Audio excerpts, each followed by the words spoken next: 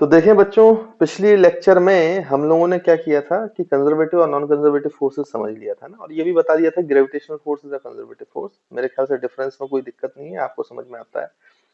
तो वर्क की बात तो हमने कर ली, अब उससे थोड़ा सा आगे बढ़ते हैं और जरा हम एनर्जी की बात करते हैं यहाँ पे, है ना। तो अब नेक्स्ट हेडिंग डालें एनर्जी। अब बच्चों ये एनर्जी क्या चीज होती है, तो सबसे बेसिक डेफिनेशन जो इसकी है, जो हर किताब में मिलती है, आपको पता भी है। द एबिलिटी द एबिलिटी, और आप बोल सकते हो capacity, capacity of doing work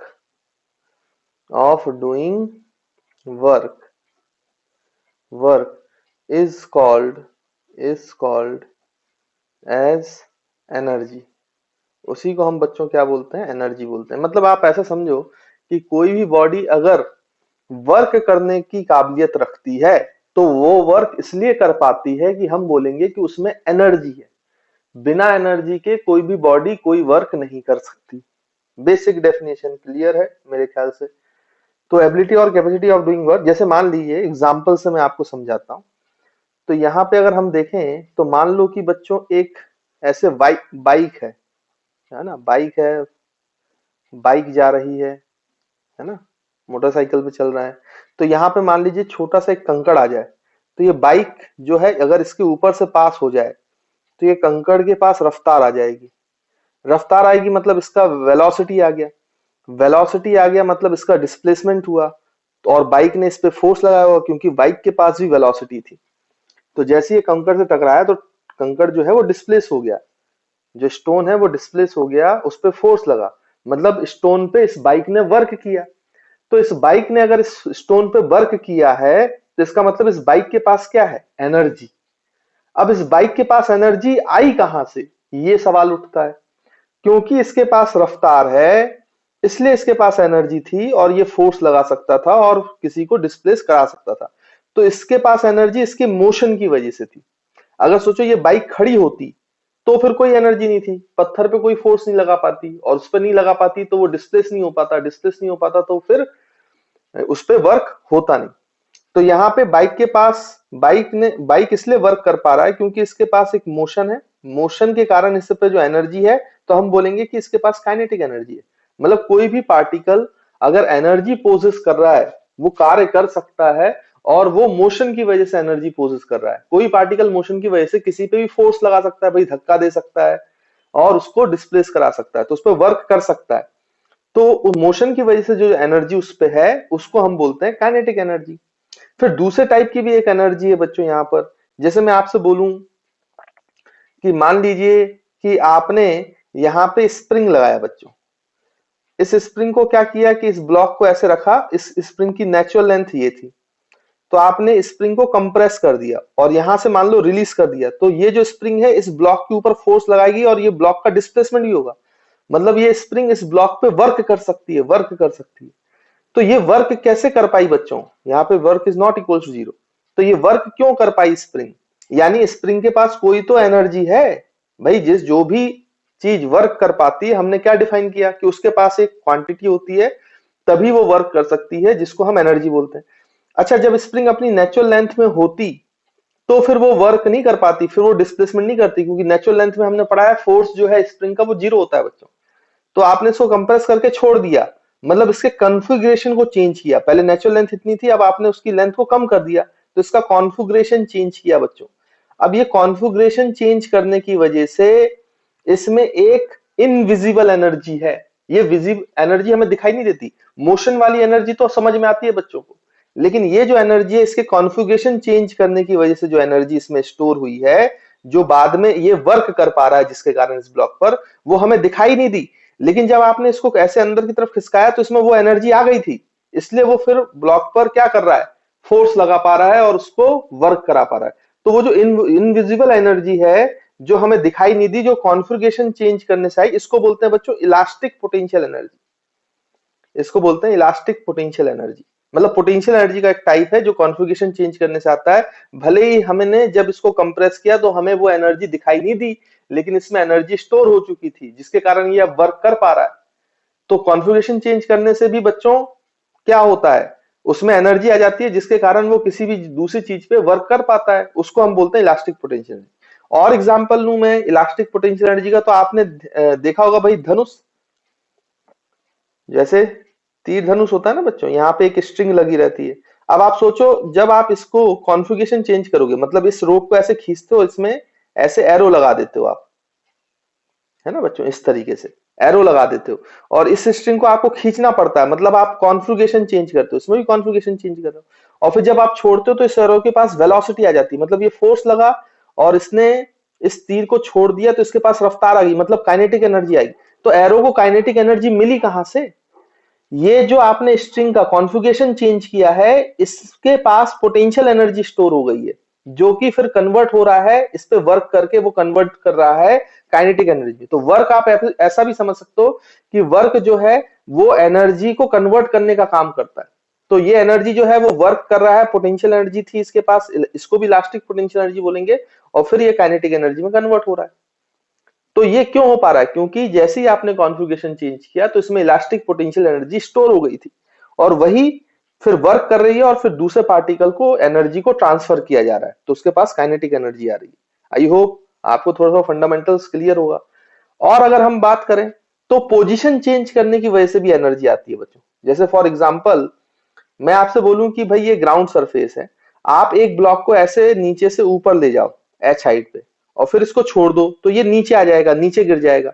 जैसे कि मान लीजिए कि मैं यहाँ पे इस पेन को रखा हूं, इसको मैं छोड़ दूं तो ये नीचे गिर गया, देखो आप, नीचे गिर गया, मतलब इसके पास काइनेटिक एनर्जी आ गई क्योंकि वेलोसिटी थी। तो ये काइनेटिक एनर्जी आई कहां से?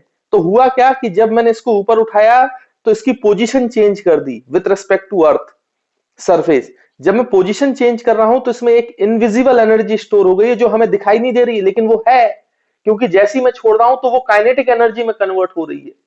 तो ये जो इनविजिबल एनर्जी है जो काइनेटिक एनर्जी में कन्वर्ट हो रही है जब मैंने इसकी पोजीशन चेंज की, इसको बोलते हैं पोटेंशियल एनर्जी। क्योंकि ये अर्थ के सरफेस के रेस्पेक्ट में हो रहा है तो इसको आप बोलोगे ग्रेविटेशनल पोटेंशियल एनर्जी, इसको हम नाम देते हैं ग्रेविटेशनल पोटेंशियल एनर्जी। वैसे ही आप आगे जाओगे, 12th क्लास में आओगे बच्चों, तो क्या होगा कि वहां पे चार्जेस आएंगे, हम कूलम्स लॉ पढ़ेंगे, चार्जेस के बीच में फोर्स पढ़ेंगे, इलेक्ट्रिसिटी आएगी पूरी की पूरी। तो वहां पे आपको इतना तो पता ही है कि अगर ये चार्ज एक Q1 है और यहाँ पे एक चार्ज Q2 है, और ये दोनों के बीच में R दूरी है, तो आप इसको रिलीज कर दोगे तो इनमें फोर्स ऑफ रिपल्शन लगता है। फोर्स ऑफ रिपल्शन लगेगा तो जैसे ही आप छोड़ोगे तो ये Q2 भागेगा, मतलब इसके पास काइनेटिक एनर्जी आ गई। तो यहाँ पे एक्चुअली में क्या है कि इनकी अगर आप पोजीशन चेंज करोगे तो इसमें एनर्जी जो है आपको दिख नहीं रही, इसके पास ये पोटेंशियल एनर्जी क्यों, काइनेटिक एनर्जी क्यों आई? क्योंकि इनके बीच में एक पोटेंशियल एनर्जी भी एग्जिस्ट करती है जो दिख नहीं रही है लेकिन वो होती है, तभी दूसरे को काइनेटिक एनर्जी दे पाते हैं। अब ये किसकी पोजीशन की वजह से पोटेंशियल एनर्जी है? तो यहाँ पे इलेक्ट्रिक फोर्सेज है, तो हम बोलेंगे इसको इलेक्ट्रोस्टैटिक पोटेंशियल एनर्जी। ये आपको अगले साल पढ़ने को मिलेगा 12th में। तो पोटेंशियल एनर्जी भाई दो कारणों से आ सकती है, या तो आप कॉन्फ़िगरेशन चेंज करो तो वो एनर्जी हमें दिखाई नहीं देती, बट वो एनर्जी होती है, इनविजिबल एनर्जी है, इसलिए बच्चों को थोड़ा सा कम फील आता है, समझ में आता है, बट वो पोटेंशियल एनर्जी है। मोशन जब बॉडी होती है तो वो भी वर्क कर सकता है मोशन ऑफ द बॉडी से, तो उसके पास जो एनर्जी पोजेस करता है ड्यू टू इट्स मोशन, उसको हम काइनेटिक एनर्जी बोलते हैं। और पोजीशन चेंज करने की वजह से भी एनर्जी आती है, जैसे इलेक्ट्रोस्टैटिक फील्ड में या फिर ग्रेविटेशनल फील्ड में जहां पे नॉन कांटेक्ट फोर्स है वहां पे ऐसा चीज आता है, तो उसको हम बोलते हैं इलास्टिक पोटेंशियल एनर्जी। तो यहाँ पे बेसिकली इस चैप्टर में और भी प्रकार की एनर्जी होती है बच्चों, जैसे केमिकल एनर्जी हो गई जो आप केमिस्ट्री में पढ़ते हो, रिएक्शंस वगैरह से जो एनर्जी निकलती है, और फिर उसके बाद हीट एनर्जी है, लाइट एनर्जी है, कई सारी एनर्जी है। लेकिन हमारा इस चैप्टर में जो एनर्जी है वो दो प्रकार की एनर्जी को ही पढ़ने में फोकस है, एक तो पोटेंशियल एनर्जी और दूसरी काइनेटिक एनर्जी। तो हम पहले शुरुआत कर रहे हैं पोटेंशियल एनर्जी का, पोटेंशियल एनर्जी से स्टार्ट करेंगे, फिर मैं आपको काइनेटिक एनर्जी पढ़ाऊंगा, और काइनेटिक एनर्जी के बाद इसमें सबसे इंपॉर्टेंट जो सेक्शन है वर्क एनर्जी पावर में, जिस पे सवाल आना ही आना है, वो होगा वर्क एनर्जी थ्योरम। तो फिर उस पे आएंगे और वर्क एनर्जी थ्योरम से कैसे एनर्जी कंजर्वेशन निकल के आता है। तो फाइनल जो टॉपिक होगा वो होगा एनर्जी कंजर्वेशन। तो आई होप आपको ये समझ में आ गया होगा कि हम कैसे प्रोसीड करने वाले। तो सबसे पहले पोटेंशियल एनर्जी को पढ़ते हैं, फिर मैं आपको काइनेटिक एनर्जी पढ़ाऊंगा, और फिर हम वर्क एनर्जी थ्योरम पढ़ेंगे, और फिर एनर्जी कंजर्वेशन पे आएंगे। तो आई होप आपको ये जो सेक्शन है ये मैंने बताया है, ये इंट्रोडक्शन एनर्जी का आपको समझ में आया होगा, और आपको क्लियरली होप पता चल गया होगा कि यहाँ पे पोटेंशियल एनर्जी किस चीज को बोला जा रहा है, जो एनर्जी हमें दिखाई नहीं देती है बट कॉन्फ़िगरेशन चेंज करने या पोजीशन चेंज करने की वजह से आती है, और दूसरा मोशन की वजह से जो एनर्जी आती है जिसको हम काइनेटिक एनर्जी बोलते हैं। तो हमें यहाँ पे रिस्ट्रिक्शन करना है अपने आप को दो एनर्जीज को पढ़ने के लिए, potential energy and kinetic energy. तो जल्दी से बच्चों इसको लिखो, फिर मैं पोटेंशियल एनर्जी की हेडिंग में पोटेंशियल एनर्जी को और अच्छे से एक्सप्लेन करते हैं, और उसको कैसे डिफाइन किया गया है, किस लिए डिफाइन किया गया है, वो भी हम समझते हैं। देखिए बच्चों, तो हम पहले स्टार्ट करते हैं किसको समझना, पोटेंशियल। काइनेटिक में तो कोई दिक्कत ही नहीं होती बच्चों को, काइनेटिक एनर्जी बड़ी आसानी से समझ में आ जाती है क्योंकि वो फील होता है। पोटेंशियल एनर्जी थोड़ा सा परेशान करता है, लेकिन एक बार समझेंगे तो हमेशा के लिए आपको कोई दिक्कत नहीं होगी ना। तो पोटेंशियल एनर्जी लिख लें, पीई, पोटेंशियल एनर्जी। ठीक है बच्चों, तो जैसे मैंने अभी आपको बताया कि पोटेंशियल एनर्जी एक इनविजिबल एनर्जी है जो हमें दिखती तो नहीं है लेकिन वो होती है, क्योंकि वो बाद में वर्क करा सकती है, जैसे हमने इतने सारे एग्जांपल देखे। तो एक तो पोजीशन चेंज, जहां पे फील्ड का कंसेप्ट आता है, जैसे यहाँ ग्रेविटेशनल फील्ड होगी, यहाँ पे इलेक्ट्रोस्टैटिक फील्ड होगी, ये समय के साथ आपको पता चलता जाएगा। नॉन कॉन्टेक्ट फोर्स होते हैं, वहां पे जो हम पोटेंशियल एनर्जी डिफाइन करते हैं वो है ग्रेविटेशनल पोटेंशियल एनर्जी या फिर इलेक्ट्रोस्टैटिक पोटेंशियल एनर्जी। फील्ड आपका पोजीशन चेंज होने की वजह से। और जो दूसरी एनर्जी है वो क्या होती है बच्चों, आपका इलास्टिक पोटेंशियल एनर्जी होती है, जो कॉन्फ़िगरेशन चेंज करने की वजह से आती है। तो पहले तो हम यही डेफिनेशन लिख लेते हैं भाई, फिर मैं उसको और अच्छे से डिफाइन करूंगा जो अच्छी किताबों में लिखी रहती है ना। पहले हम बेसिक बेसिक बातें लिख ले पोटेंशियल एनर्जी। तो पहला पॉइंट हम लिखेंगे, the energy possess by a body due to due to change in its position in a field or and लिख लो, and change in configuration of body, change in configuration of body is called as इसी energy को हम बोलते हैं potential energy, is called as potential energy. अब आप ध्यान से देखें और हम आगे बढ़े अगर, तो यहां पे हम लिख सकते हैं the energy possess by body due to change in position in gravitational field is called as gravitational potential energy, उसको हम ग्रेविटेशनल पोटेंशियल एनर्जी बोलते हैं। थर्ड पॉइंट में आप लिख सकते हो the energy possess by body due to change in configuration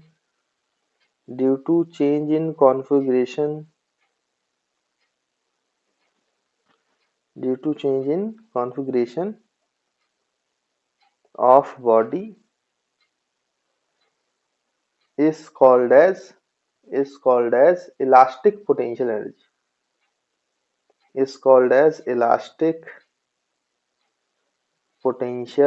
energy, है ना बच्चों। तो ये बेसिक पॉइंट है जो मैंने अभी आपको बोले, यहाँ पे लिख दिया। इसको थोड़ा सा और एक्सप्लेन करते हैं, और इसका अब मैथमेटिकल डेफिनेशन भी हम देखते हैं कि इसको एक्सप्लेन कैसे किया गया और क्यों किया गया, है ना बच्चों। तो नेक्स्ट पेज पे लिखते हैं वो, पहले जल्दी से आप ये नोट कर लो। तो स्टूडेंट्स, ये जो पोटेंशियल एनर्जी का कॉन्सेप्ट है, ये मैं आपको बताता हूं कि ये केवल कंजर्वेटिव फोर्स के लिए डिफाइन किया गया, यानी पोटेंशियल एनर्जी सिर्फ उसके लिए डिफाइन किया जाएगा, वहां पर हम लिखते हैं पोटेंशियल एनर्जी जब फोर्सेस कैसे होते हैं बच्चों, कंजर्वेटिव फोर्सेस। ये क्यों मैं अभी आपको समझाता हूँ, लेकिन आप इस पॉइंट को यहाँ पे लिखें पहले तो, कि the concept of potential energy, और एक्चुअली में पोटेंशियल एनर्जी का कॉन्सेप्ट डिफाइन नहीं किया गया है। पोटेंशियल एनर्जी तो हम बोलते हैं, एक्चुअली में concept of potential energy difference define किया गया। ये पोटेंशियल एनर्जी डिफरेंस क्यों डिफाइन किया गया, इसको भी हम समझेंगे अभी। तो आप ऐसा सोचो कि पोटेंशियल एनर्जी का कॉन्सेप्ट नहीं है, वो पोटेंशियल एनर्जी हम बोलने के लिए बोल देते हैं, लेकिन एक्चुअली में डिफरेंस है जिसको डिफाइन किया गया है। The concept of potential energy difference is only is only defined as is only defined is only defined for conservative forces। ये केवल कंजर्वेटिव फोर्सेस के लिए डिफाइन किया गया। कंजर्वेटिव फोर्सेस तो हम जानते हैं कौन से फोर्सेस है, क्यों, अभी थोड़ी देर में आपको ये समझ में आ जाएगा, है ना। तो इसके लिए टेंशन बिल्कुल नहीं लेना है। पहले हम डेफिनेशन लिख लेते हैं कि कंजर्वेटिव फोर्स के लिए पोटेंशियल एनर्जी डिफरेंस का कॉन्सेप्ट कैसे डिफाइन किया गया। तो यहाँ पे आप डेफिनेशन लिखें, तो यहां पे हम लिख सकते हैं potential energy difference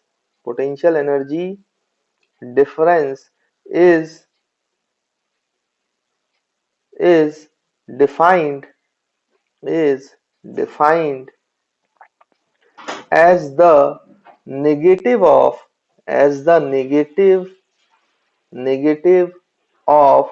work done by conservative force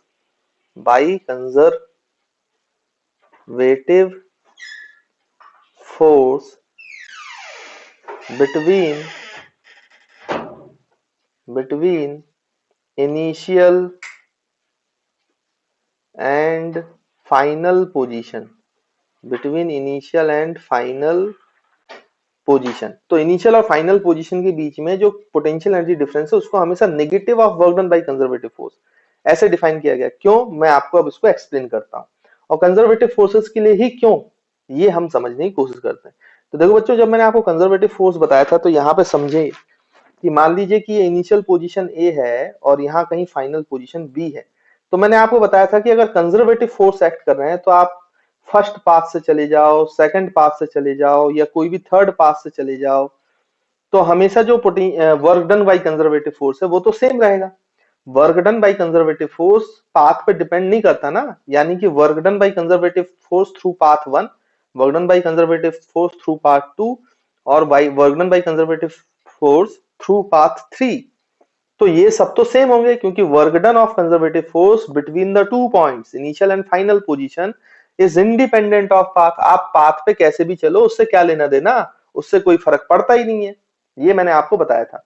तो क्योंकि यहाँ पे work done by conservative force path पे डिपेंड नहीं करता, तो यहाँ पे पाथ से इंडिपेंडेंट होता है, तो सोचो इसी वर्क डन निकालने का एक कॉन्सेप्ट लाया गया जिसको पोटेंशियल एनर्जी डिफरेंस बोला गया। उन्होंने बोला कि यहाँ पे अगर मान लीजिए वेरिएबल फोर्स है तो हमें इंटीग्रेशन करना पड़ेगा। इंटीग्रेशन करोगे तब आपका क्या आएगा बच्चों, वर्क डन आएगा 2 पॉइंट्स के बीच में। लेकिन उन्होंने कहा कि अगर मैं ऐसा कोई कॉन्सेप्ट ले लूं, क्योंकि work done between the 2 points conservative force में कभी भी चेंज नहीं हो सकता, किसी भी पाथ से चले जाओ। तो अगर मैं यहाँ पे एक नंबर्स मान लूं, जैसे मैं ए पॉइंट पे मान लूं एक नंबर 222 जूल इनिशियल पॉइंट पे, और फाइनल पॉइंट पे मान लूं 2 जूल, तो यहां पर मैं क्या डिफाइन कर सकता हूं बच्चों, work done by conservative force. तो यहां पे ये जो 2 पॉइंट्स पे मैंने एनर्जी मान ली, ऐसे हम अभी इसको डिफाइन करेंगे कि ये कैसे लाया जाता है। लेकिन अभी ऐसा मानो कि अगर मुझे ये 2 पॉइंट्स की एनर्जी पता है जिनको मैं पोटेंशियल एनर्जी बोल रहा हूं, तो पोटेंशियल एनर्जी का डिफरेंस ले लेता हूं। तो पोटेंशियल एनर्जी का डिफरेंस मतलब डेल्टा यू जो है वो हमेशा कितना रहेगा बच्चों, minus times of work done by conservative. देखो यही तो डिफाइन किया आपने, डेफिनेशन यही है। Potential energy difference is defined as the negative of work done by conservative force between initial and final position। तो डेल्टा यू तो लिखा जाएगा final potential energy minus initial potential energy, that is minus times of work done by conservative. और इसको ऐसे भी लिखा जा सकता है बच्चों, U initial minus U final. अगर माइनस साइन आप यहां ले आओ तो initial potential energy minus final potential energy, ये डिफरेंस ऐसा लिखेंगे, is equals to work done by conservative force.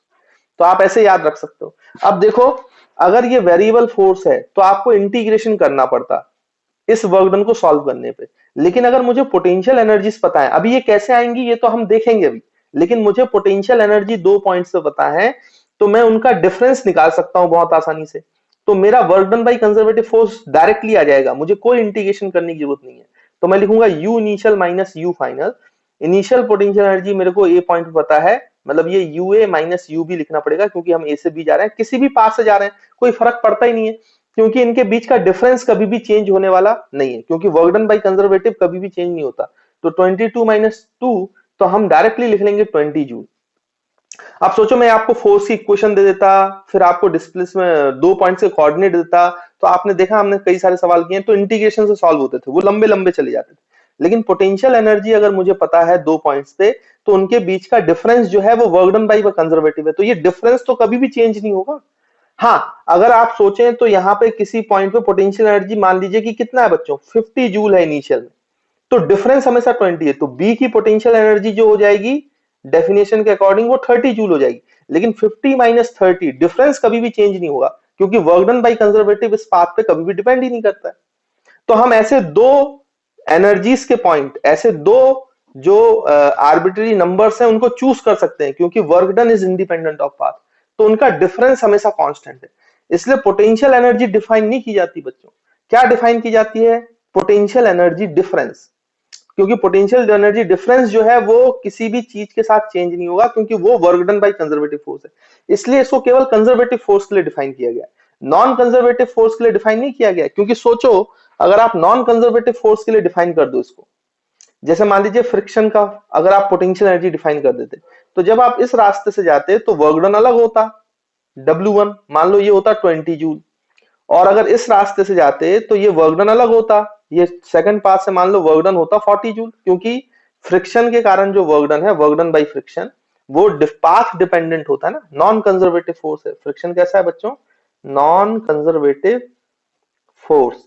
तो वहां पे देखो, अगर आप यहाँ पे फिर एक नंबर चूज करते जैसे 0 जूल, तो यहाँ पे आपको चूज करना पड़ता भाई, यहाँ पे अगर आप 20 जूल चूज करते इनिशियल, तो फाइनल में आपको चूज करना पड़ता, अगर W1 के लिए लिखते तो इसकी वैल्यू आती 0 जूल, और W2 के लिए यहाँ पे नंबर लिखते, क्योंकि डिफरेंस हम निकाल रहे हैं, तो सेकंड पाथ के लिए ये जो नंबर होता है ये बदल जाता। ये नंबर कितना आता बच्चों सेकंड में के लिए, ये आपका -20 आना चाहिए, क्योंकि इनिशियल माइनस फाइनल करोगे तो वर्क डन बाई फोर्स आना चाहिए था, तो 20 माइनस -20 तो 40 आएगा। तो देखो एक पॉइंट के नंबर ही चेंज हो गए, जबकि यहाँ पे नंबर चेंज नहीं हो रहा है। नंबर ऐसे चेंज होंगे कि अगर एक पॉइंट का चेंज होगा तो दूसरे पॉइंट का इस तरीके से चेंज होगा कि डिफरेंस हमेशा सेम होगा, लेकिन आपका ए वाले पॉइंट का नंबर तो हमेशा सेम है दोनों पाथ में 20 जूल, और उसी बी वाले पॉइंट के नंबर को चेंज कर दिया गया, देखो फर्स्ट पाथ से अलग सेकंड पाथ से अलग, तभी तो आपका आंसर आएगा, नहीं तो कैसे आएगा। तो कंजर्वेटिव फोर्सेस में तो ये लगातार बच्चों चेंज हो रहे हैं ना, तो यहाँ पे डिफाइन करने का मतलब ही नहीं है, हमें एक कांस्टेंट वैल्यू नहीं मिल रही है, कांस्टेंट डिफरेंस नहीं मिल रहा है, पहले डिफरेंस 20 जूल है फिर डिफरेंस 40 जूल है, तो ऐसे बार बार सॉल्व करने से बार बार नंबर चेंज हो रहे हैं, तो यहाँ पे डिफाइन करने का कोई फायदा नहीं है। इसलिए हम पोटेंशियल एनर्जी का जो डिफरेंस का कॉन्सेप्ट है वो किसके लिए डिफाइन नहीं करते बच्चों, नॉन कंजर्वेटिव के लिए।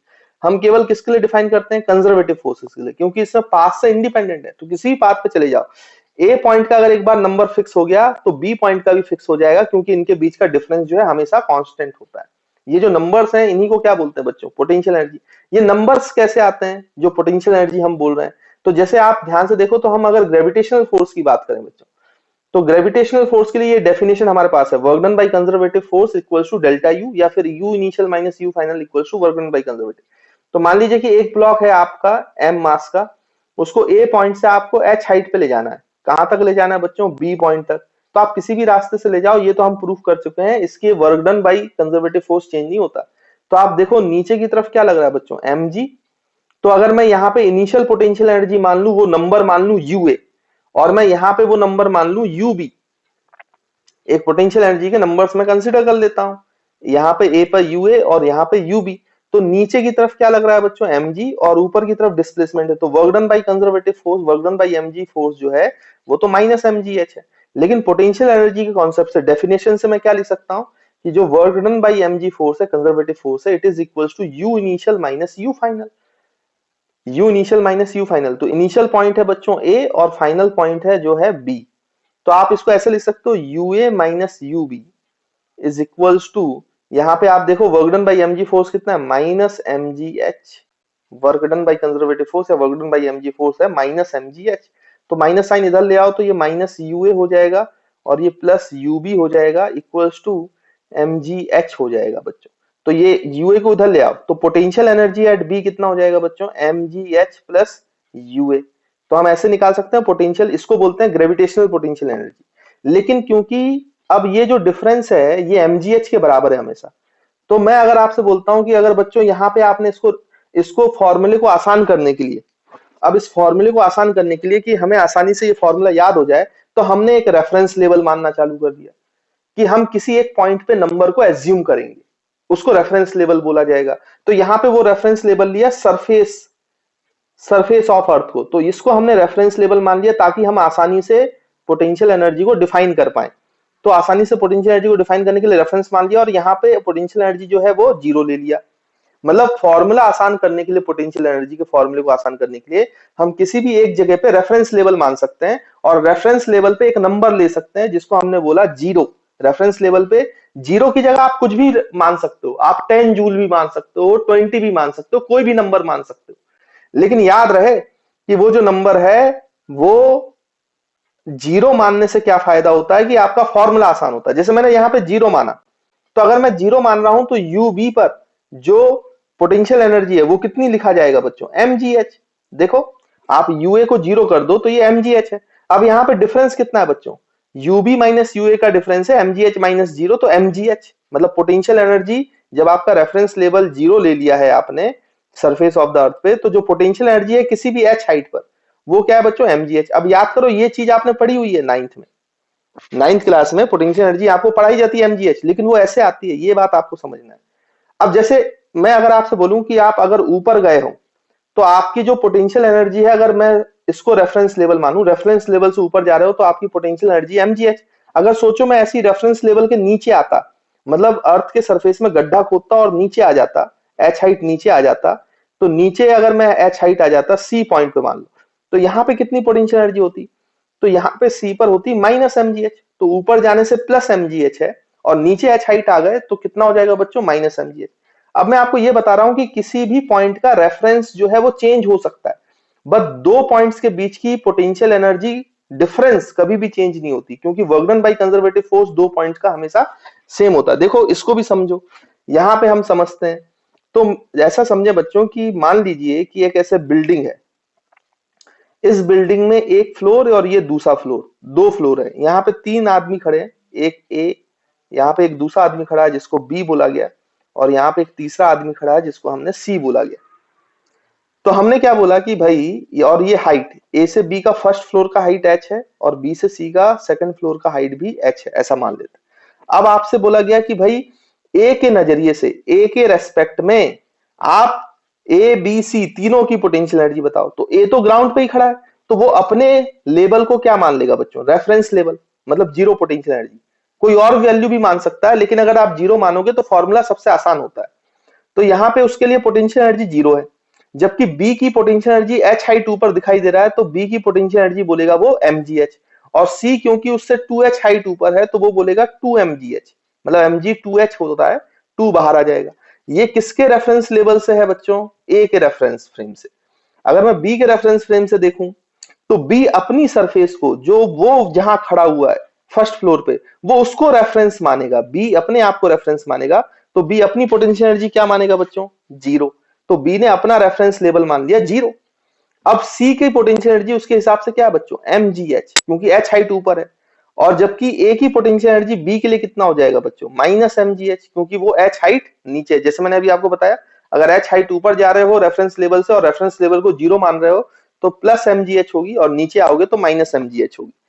अब आप ध्यान से देखो, तो यहाँ पे अगर मैं सी के लिए डिफाइन करूं, अब आप सी के रेफरेंस नजरिए से देखो, तो सी जो है वो अपनी सरफेस को रेफरेंस लेवल मानेगा, तो वो अपने आप के पोटेंशियल एनर्जी को जीरो लेगा। बी उससे h हाइट नीचे है तो माइनस mgh मानेगा बच्चों, और सी ए जो है वो 2h हाइट नीचे है, तो mg 2h होगा, तो माइनस 2mgh लिख सकते हो आप। अब आप ध्यान से देखो, तो अलग अलग रेफरेंस फ्रेम से देखने पर, अलग अलग पार्टिकल की बॉडी के फ्रेम से देखने पर, देखो पोटेंशियल एनर्जी चेंज हो रही है एक पॉइंट की, मतलब ये नंबर्स चेंज हो सकते हैं, ये मैं आपको बता रहा था। लेकिन आप किसी के रेस्पेक्ट में भी देखो, दो पॉइंट्स के बीच का डिफरेंस चेंज नहीं हुआ है। चाहे आप ए के नजरिए से देखें, तो ए के नजरिए से बी और सी के बीच का डिफरेंस कितना है, mgh माइनस जीरो, तो mgh zero minus minus mgh, तो ये भी mgh, minus mgh minus minus 2mgh, तो माइनस mgh प्लस 2mgh, तो ये भी डिफरेंस कितना बचेगा बच्चों, mgh। तो देखो बी और सी के बीच में, बी और ए के बीच में डिफरेंस तीनों ही केस में सेम आया, mgh। क्यों ऐसा आया, क्योंकि पोटेंशियल एनर्जी डिफरेंस तो work done by conservative force है, और वो पाथ से तो इंडिपेंडेंट होता है। तो वो दो पॉइंट्स के बीच में हमेशा फिक्स होता है कंजर्वेटिव फोर्स का वर्क डन, वो चेंज होता ही नहीं कभी, इसलिए डिफरेंस हमेशा सेम आएगा। तो किसी भी पॉइंट का रेफरेंस चेंज हो सकता है, किसी भी पॉइंट पर आपका अगर रेफरेंस चेंज कर दोगे तो किसी भी पॉइंट की पोटेंशियल एनर्जी चेंज हो सकती है, बट दो पॉइंट्स की पोटेंशियल एनर्जी कभी भी चेंज नहीं हो सकती, क्योंकि वो work done by conservative force है। इसलिए पोटेंशियल एनर्जी डिफाइन नहीं किया गया है, ये पोटेंशियल एनर्जी डिफरेंस डिफाइन किया गया है। तो इस केस में जब आप बोल रहे थे ना कि भाई ग्रेविटेशनल पोटेंशियल एनर्जी mgh है h हाइट पे, तो आपको मन में याद रखना है कि ये पोटेंशियल एनर्जी डिफरेंस mgh है जब हमने रेफरेंस लेवल पे 0 माना है। अगर मैं यहां पे 10 मान लेता, 10 जूल ले लेता, तो फिर बी की पोटेंशियल एनर्जी mgh प्लस 10 होती, लेकिन इन दोनों का डिफरेंस mgh ही होता। जैसे इस केस में और देखें, आप किसी के रेस्पेक्ट में भी देखें, एक रेस्पेक्ट में देखें, बी और सी के बीच की पोटेंशियल एनर्जी डिफरेंस कितनी है, 2 mgh माइनस mgh, तो mgh माइनस 0, तो mgh 0 माइनस माइनस mgh, तो भी mgh। आप तीनों के रेस्पेक्ट में डिफरेंस देखो, कहां से कहां तक बच्चों, ये यहां से बी से सी से ए के बीच में, सी से ए के बीच में, किसी के भी रेस्पेक्ट में देखो, ए बी सी, तो 2 mgh माइनस 0, तो ये 2 mgh आएगा। आपका mgh माइनस mgh, तो 2 mgh आएगा। 0 माइनस माइनस 2 mgh, तो भी 2 mgh आएगा। तो तीनों के केस में किसी भी दो पॉइंट्स के बीच की पोटेंशियल एनर्जी डिफरेंस चेंज नहीं होता है। इसलिए डिफाइन किसको किया गया, पोटेंशियल एनर्जी डिफरेंस को। पोटेंशियल एनर्जी को डिफाइन नहीं किया जाता, पहली बात। कंजर्वेटिव फोर्स के लिए इसलिए डिफाइन कर दिया हमने कि ये हमें सॉल्व करने में आसानी प्रदान करता है, क्योंकि अगर हमें डायरेक्ट पोटेंशियल एनर्जी पता है तो हम वर्क डन डायरेक्ट निकाल सकते हैं, हमें इंटीग्रेशन वगैरह करने की जरूरत नहीं है। तो पोटेंशियल एनर्जी का कॉन्सेप्ट जो है ये आपको इंटीग्रेशन से बचाएगा बच्चों। किससे बचाएगा, इंटीग्रेशन से। और यहाँ पे दो नंबर फिक्स होते हैं, लेकिन उनके बीच का डिफरेंस हमेशा कांस्टेंट होता है, क्योंकि work done by conservative force जो है वो पाथ पे डिपेंड नहीं करता है, और पोटेंशियल एनर्जी डिफरेंस जो है वो केवल कंजर्वेटिव फोर्सेस के लिए ही डिफाइन की गई है, क्योंकि उसका वर्क डन पाथ पे डिपेंड नहीं करता है। ये आपको समझना है। और तीसरी चीज जो मैंने आपको बताई कि किसी भी रेफरेंस लेवल को हमें फॉर्मूला आसान करने के लिए रेफरेंस लेवल जब लेते हैं तो वहां पे जो नंबर लेते हैं वो 0 एज्यूम कर लेते हैं, ताकि फॉर्मूला आसान हो जाए। बाकी कुछ भी एज्यूम किया जा सकता है। तो किसी भी पॉइंट का रेफरेंस अगर आप बदल दोगे तो किसी भी पॉइंट की जो पोटेंशियल एनर्जी है वो रेफरेंस लेवल पे डिपेंड करती है। अगर आपने ए के रेफरेंस से देखा था तो इसका बदल गया, इसका बदल गया, इसका बदल गया, मतलब potential energy depends on reference frame, but potential energy between two points does not depends on the reference frame. तो दो पॉइंट्स के बीच की पोटेंशियल एनर्जी वो हमेशा कांस्टेंट रहेगी कंजर्वेटिव फोर्सेस के लिए, वो कभी भी चेंज होने वाली नहीं है। जबकि नॉन कंजर्वेटिव में वो बदल जाती है, इसलिए वहां पर हम डिफाइन ही नहीं करते। तो आपने कभी भी ऐसा नहीं सोचा होगा, सुना होगा कि frictional potential energy, non conservative forces के लिए पोटेंशियल एनर्जी डिफाइन नहीं करते, वर्क डन निकाल सकते हैं लेकिन पोटेंशियल एनर्जी का कॉन्सेप्ट नहीं लाते। पोटेंशियल एनर्जी डिफाइन करना वही मतलब में है जहां पे वो फिक्स रहे, उनका डिफरेंस फिक्स हो, जो कि किसमें होता है बच्चों। तो बच्चों मेरे ख्याल से आपको अब समझ में आया है कि पोटेंशियल एनर्जी का कॉन्सेप्ट क्यों लाया गया है और उससे क्या फायदा होता है। बेसिकली क्या होता है कि अगर आपको दो पॉइंट्स की पोटेंशियल एनर्जी पता है तो आप उनका डिफरेंस ले लो। डिफरेंस लेने से फायदा यह है कि हमें वो नंबर्स पता है पोटेंशियल एनर्जी के, तो अगर हम वो पोटेंशियल एनर्जी के नंबर्स के डिफरेंस ले लेंगे तो हमें वर्क डन डायरेक्टली मिल जाता है, हमें वर्क डन सॉल्व नहीं करना पड़ता है, तो हमें इंटीग्रेशन से बच जाएंगे हम, है ना। अब अलग अलग कंजर्वेटिव फोर्सेस के लिए पोटेंशियल एनर्जी हम डिफाइन करेंगे। जैसे हमने ग्रेविटेशनल पोटेंशियल एनर्जी तो डिफाइन ही कर दी है, तो ग्रेविटेशनल पोटेंशियल एनर्जी क्या है भाई, अगर आप h हाइट पे जाते हो ऊपर की तरफ तो पोटेंशियल एनर्जी जो होती है किसी पॉइंट पर वो mgh होती है। लेकिन हमेशा मन में याद रखें कि वो mgh पोटेंशियल एनर्जी नहीं है, वो डिफरेंस है। वो डिफरेंस तब है जब आपने रेफरेंस लेवल सरफेस पे माना है, और सरफेस पे रेफरेंस लेवल मानते हुए वहां पे आपने पोटेंशियल एनर्जी का नंबर जो है वो 0 कंसीडर किया है।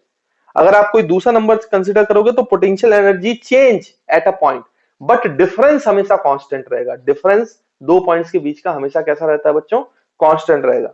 तो आई होप आपको सारी चीजें क्लियर है। मैं एक और एग्जांपल लेता हूं तो आपको उसमें क्लियरली फील आएगा कि पोटेंशियल एनर्जी हमें कैसे बड़े बड़े जो स्टेप्स हैं, बड़े बड़े सवाल होते हैं, उनको कितने आसानी से एक लाइन में सॉल्व करना सिखाता है। तो मैं नेक्स्ट पेज पे आ रहा हूं बच्चों, और इसको हम समझते हैं जो मैं अभी आपसे कह रहा हूं। तो आपको समझ में आएगा कि जो पोटेंशियल एनर्जी का कॉन्सेप्ट है ये कैसे हमें कैलकुलेशन से, लंबी लंबी कैलकुलेशन से बचाता है। चलिए देखते हैं। जैसे मान लीजिए बच्चों कि हमने एनएलएम में स्प्रिंग फोर्स पढ़ा था, है ना। एनएलएम जो था स्प्रिंग फोर्स पढ़ा था, तो स्प्रिंग फोर्स एक्चुअली में कंजर्वेटिव फोर्स है। कैसे, तो मैंने आपको बताया था पिछली क्लास में कि कंजर्वेटिव फोर्स को कैसे पहचाना जाता है। जैसे मान लीजिए कि एक स्प्रिंग है, स्प्रिंग में ऐसे ब्लॉक लगा हुआ है, ये स्प्रिंग अभी एक नेचुरल लेंथ पे है।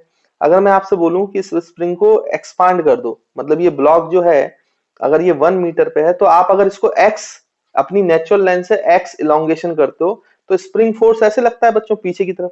अब स्प्रिंग फोर्स याद करो कितना लगता था बच्चों, माइनस के एक्स। तो अगर मैं ये जो एक्सिस है जिसमें मैं इसको इलोंगेट कर रहा हूं, इसको अगर मैं एक्स एक्सिस मान लूं बच्चों, तो ये अगर इसके वेक्टर साइन से देखें तो के एक्स आई कैप लिखोगे आप। तो इसमें ध्यान से देखो, तो स्प्रिंग फोर्स का जो एक्स कंपोनेंट है वो एक्स का फंक्शन है। तो मैंने आपको बताया था ये तो सेकंड फॉर्मेट वाला फोर्स हो गया ना स्प्रिंग फोर्स। भाई एक तो कांस्टेंट फोर्स होता है कंजर्वेटिव फोर्स, एक वो फोर्स होता है जिसका एक्स कंपोनेंट एक्स का फंक्शन हो, वाई कंपोनेंट वाई का फंक्शन हो, जेड कंपोनेंट जेड का फंक्शन हो। तो स्प्रिंग फोर्स में वाई जेड तो है नहीं, केवल एक्स कंपोनेंट है, और एक्स कंपोनेंट भी देखो ये फंक्शन ऑफ एक्स है, मतलब स्प्रिंग फोर्स इस तरीके का है, माइनस एफ एक्स जिसको आप के एक्स बोल रहे हो, और आई कैप। तो अगर इस फॉर्मेट का है तो ये सेकंड फॉर्मेट बन गया, मतलब ये कैसा फोर्स हो गया बच्चों, कंजर्वेटिव फोर्स। इसलिए स्प्रिंग फोर्स जो है वो वेरिएबल फोर्स तो है बट कंजर्वेटिव फोर्स है, क्योंकि उसका एक्स कंपोनेंट है और एक्स कंपोनेंट जो फंक्शन है वो एक्स का है केवल।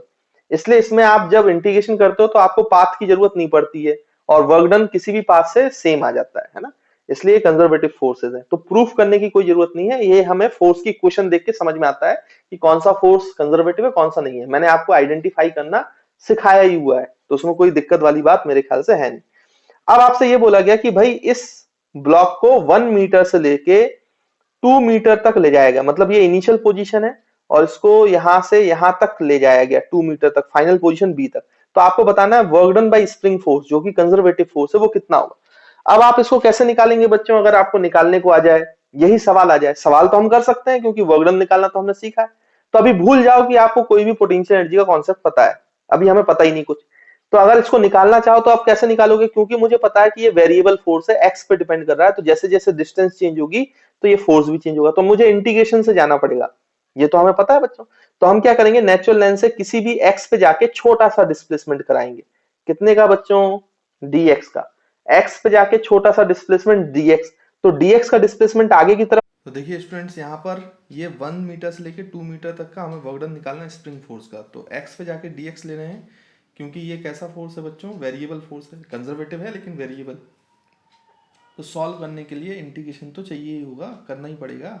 तो आप जानते हो कि work done bye spring force लिख रहे हो, तो integration of spring force into D x into cos, देखो डिस्प्लेसमेंट आगे हुआ है और ये पीछे लग रहा है, तो कॉस जो है वो 180 हो जाएगा। स्प्रिंग फोर्स का बच्चों यहाँ पे मैग्नीट्यूड लेंगे, अगर हमने एंगल लिख दिया है तो, है ना। तो आप माइनस के एक्स मत लिख लेना, स्प्रिंग फोर्स का जो मैग्नीट्यूड है वो हमें पता है कि कितना होता है, क्योंकि ये मैग्नीट्यूड वाइज लगाया जाता है ना, force into displacement into cos theta. तो ये के एक्स बस आप लिख लो, कॉस थीटा के कारण माइनस अपने आप आ जाएगा, और माइनस यूज़ करो तो कॉस थीटा यूज़ करने की जरूरत नहीं।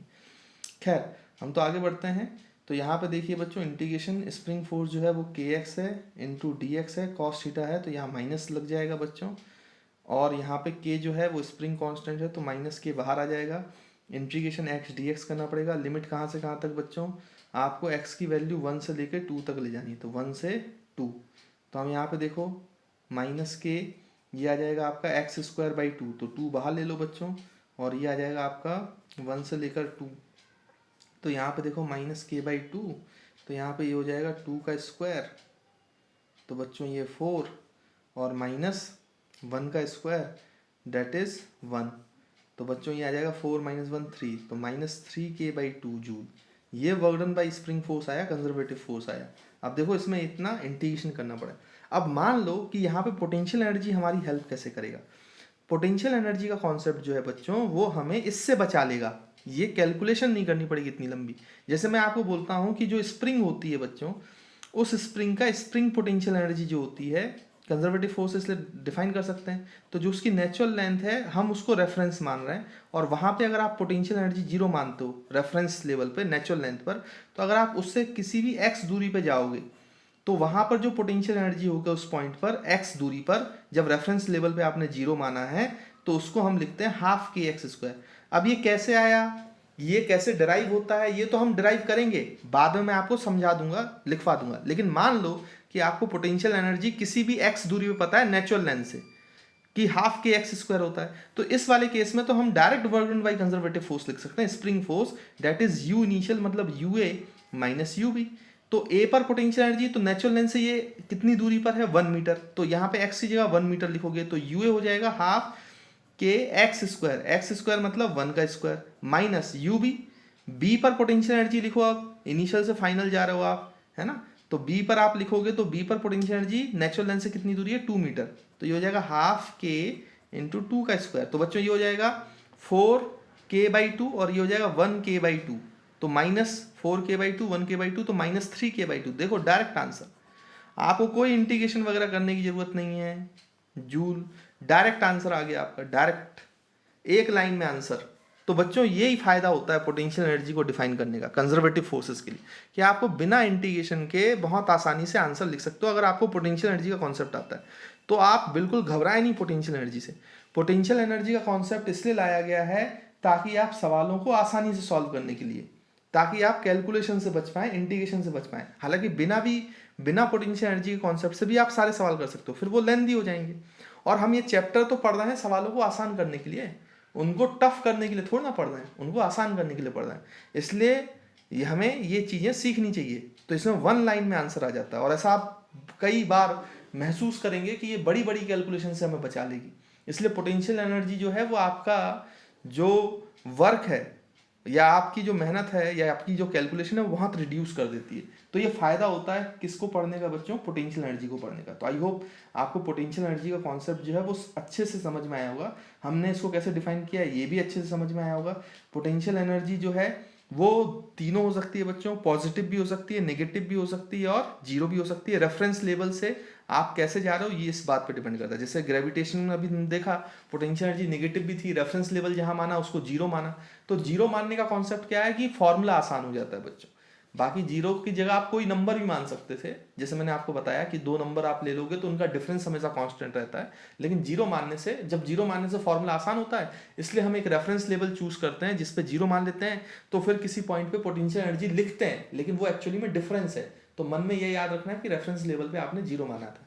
जैसे यहाँ पे ये पोटेंशियल एनर्जी लिख रहे हो आप, जब कई हाफ के एक्स स्क्वायर, तो ये पोटेंशियल एनर्जी इस पॉइंट की तो है, लेकिन ये एक्चुअली में डिफरेंस है क्योंकि आपने रेफरेंस लेवल पे जीरो माना हुआ है। तो ये कुछ कुछ जो इंपॉर्टेंट चीज़ें हैं वो मेरे ख्याल से आपको समझ में आया होगा। और पोटेंशियल एनर्जी हमें कैसे फ़ायदा पहुंचा सकती है ये इस इलस्ट्रेशन से आपको क्लियर हुआ है ना। तो आई होप बच्चों ये पूरा जो कॉन्सेप्ट है पोटेंशियल एनर्जी का वो अब आपको समझ में आया होगा। तो जो पोटेंशियल एनर्जी के और पॉइंट्स हैं बच्चों वो भी हम यहाँ पे जल्दी जल्दी लिख लेते हैं। तो जैसे नेक्स्ट पॉइंट ये तो हमने डिफाइन कर लिया था, है ना। तो आप यहाँ पे इस तरीके से लिख सकते हो कि जब भी आपको पोटेंशियल एनर्जी किसी पॉइंट पे डिफाइन करना हो, क्योंकि डिफरेंस डिफाइन किया गया है, तो किसी एक पॉइंट पे आपको रेफरेंस लेवल मान के जीरो चूज करना पड़ता है ताकि पोटेंशियल एनर्जी का फॉर्मूला है जो आसान हो पाए, है ना। तो हम यहाँ पे लिख सकते हैं to define to define to define potential energy to define potential energy at a point we have to assume a reference level। तो हमें एक reference level assume करना पड़ेगा, assume a reference level where we take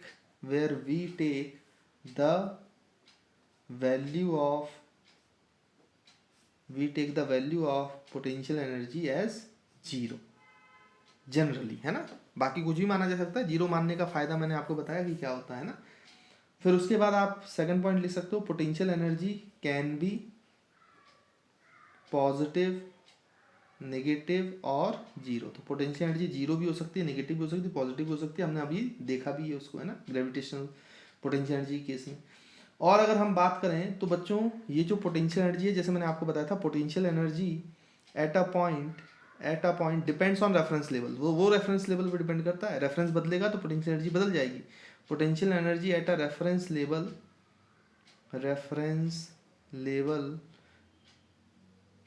potential energy at a point लिखना चाहिए मुझे।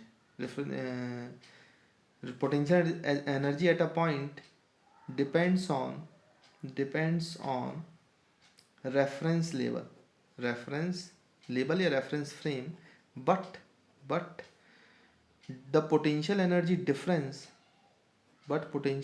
Difference does not depends on reference frame. तो potential energy difference है वो डिपेंड नहीं करता है, does not depend on reference frame. तो बच्चों वो रेफरेंस फ्रेम पे डिपेंड नहीं करता है, जबकि potential energy at a point वो डिपेंड करती है। इसके बाद एक और पॉइंट बच्चों जो बाद में आकर आपको समझ में आएगा, अभी यहाँ पे हम लिख रहे हैं कि आप बाद में चल के ये देखेंगे जी पोटेंशियल एनर्जी जहाँ मिनिमम होती है किसी भी सिस्टम के लिए, वहाँ पे सिस्टम जो है वो स्टेबल इक्विलिब्रियम अटेंड करता है ना।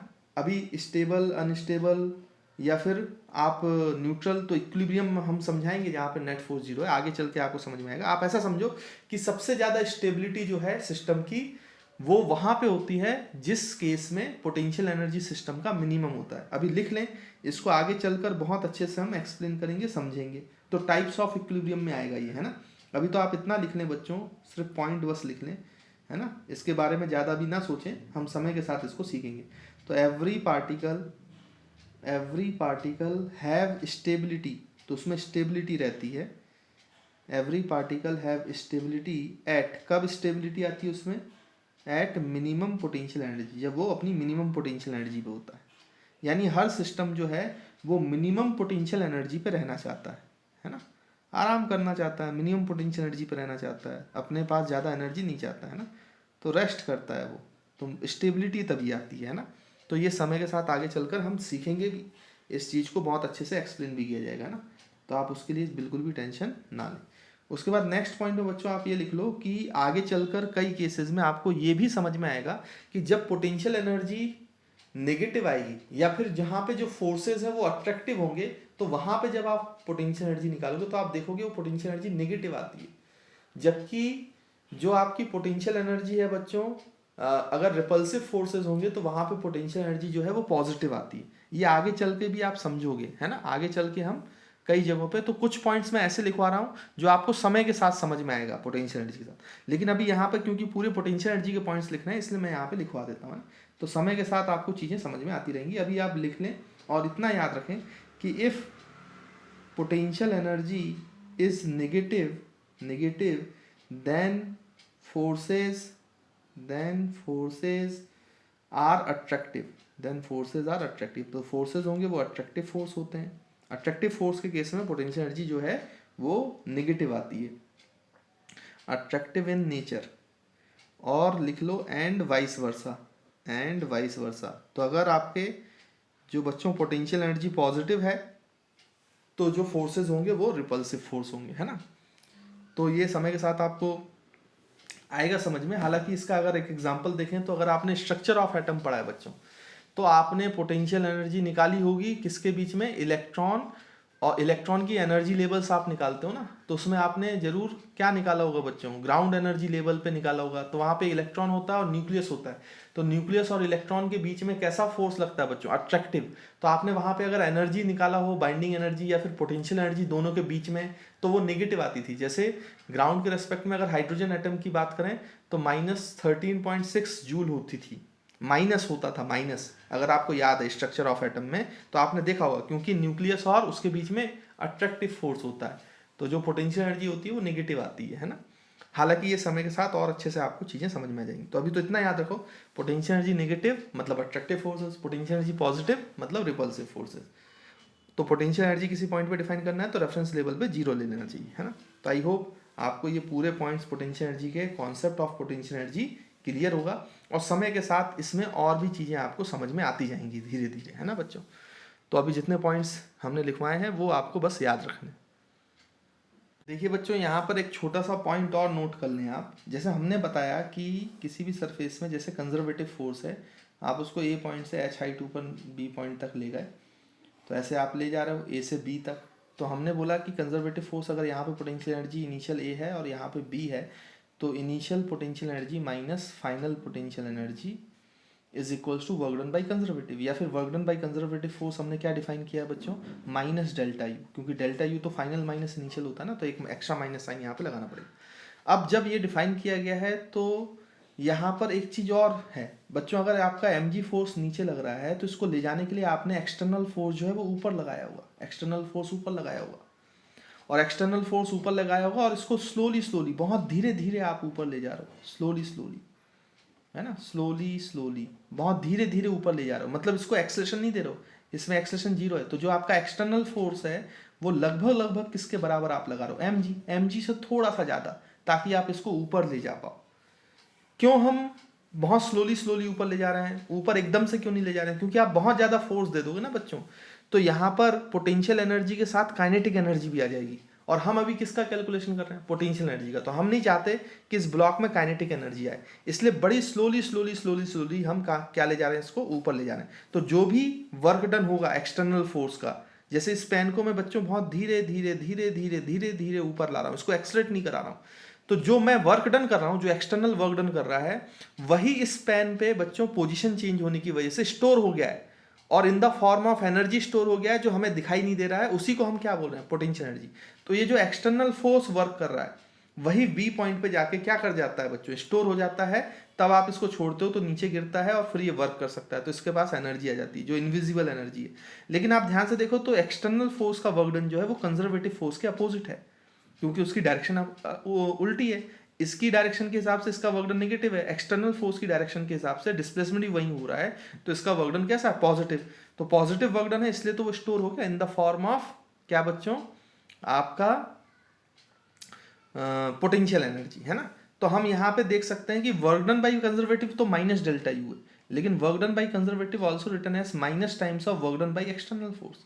तो कभी आपसे एक्सटर्नल फोर्स का वर्कडन पूछ लिया जाए और आपको पोटेंशियल एनर्जी दिया जाए बच्चों, तो एक्सटर्नल फोर्स का वर्कडन जो होता है वो आपका हो जाएगा, यहाँ पे देखो तो ये minus times of work done by conservative equals to minus times of minus delta U. Work done by conservative क्या है, माइनस डेल्टा यू, है ना। तो यहाँ पे माइनस माइनस प्लस हो जाएगा। तो वर्कडन बाई एक्सटर्नल फोर्स अगर आपसे पूछे तो वो डेल्टा यू के बराबर है बच्चों, यानी work done by external force अगर आपसे पूछ रहा है तो पोटेंशियल एनर्जी पता है तो एक्सटर्नल फोर्स का वर्क डन भी निकाल सकते हो, final potential energy minus initial potential energy से, इस फॉर्मूले से। और कंजर्वेटिव फोर्स का वर्क डन पूछे तो initial potential energy minus final potential energy करना। तो ये बात ध्यान देना बच्चों, कभी कभी साइन की गलती होती है, बस साइन का अंतर है इनमें, एक जगह इनिशियल माइनस फाइनल करना है, एक जगह फाइनल माइनस इनिशियल करना है। तो एक्सटर्नल में फाइनल माइनस इनिशियल करना है और कंजर्वेटिव में इनिशियल माइनस फाइनल करना है। नहीं तो क्या है कि सिर्फ साइन की वजह से आप आंसर गलत करके आ जाते हो। तो वहाँ पे ये देख लेना कि एक्सटर्नल का पूछा है या कंजर्वेटिव का पूछा है, उसके हिसाब से आप फॉर्मूला यूज करना, तो साइन की गड़बड़ नहीं होगी, है ना। तो आई होप आपको ये कॉन्सेप्ट भी क्लियर है। एक्सटर्नल फोर्स का वर्क डन हमेशा पोटेंशियल एनर्जी के टर्म्स में लिखेंगे delta U, final minus initial potential energy, और कंजर्वेटिव का लिखेंगे minus delta you, initial minus final potential energy. तो आई होप आपको ये छोटा कॉन्सेप्ट भी समझ में आया होगा। तो आप एक्सटर्नल का भी पोटेंशियल एनर्जी से वर्क डन निकाल सकते हो और कंजर्वेटिव का भी पोटेंशियल एनर्जी के डिफरेंस से आप वर्क डन निकाल सकते हो। तो I hope this concept is also clear, है ना बच्चों। तो ये भी आपको क्लियर हुआ, तो इसको नोट कर लें भाई।